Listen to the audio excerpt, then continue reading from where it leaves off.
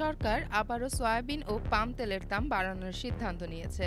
আজ সোমবার 22 সেপ্টেম্বর বাণিজ্য উপদেষ্টা শেখ বশিরউদ্দিনের সঙ্গে ব্যবসায়ীদের এক বৈঠকের পর এ ঘোষণা আসে। বৈঠকের সিদ্ধান্ত অনুযায়ী খোলা ও বোতলজাত উভয় ধরনের সয়াবিন ও পাম তেলের দাম বাড়ানো হচ্ছে। বৈঠকের সিদ্ধান্ত অনুযায়ী খোলা ও বোতলজাত উভয় ধরনের সয়াবিন ও পাম তেলের দাম বাড়ানো হচ্ছে, তবে নতুন দাম কত হবে তা আনুষ্ঠানিকভাবে এখনো জানানো হয়নি।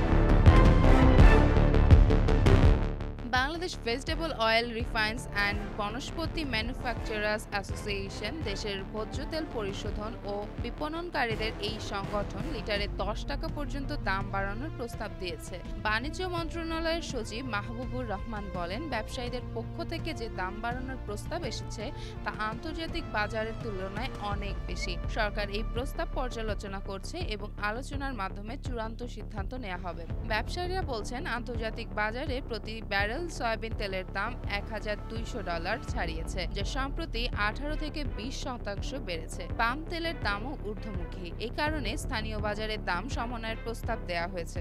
এর আগে 13 এপ্রিল সয়াবিন তেলের দাম লিটার প্রতি 189 টাকা এবং পাম তেলের দাম 169 টাকা নির্ধারণ করে দিয়েছিল বাণিজ্য মন্ত্রণালয়। চেমন ফারিয়া, জনকণ্ঠ।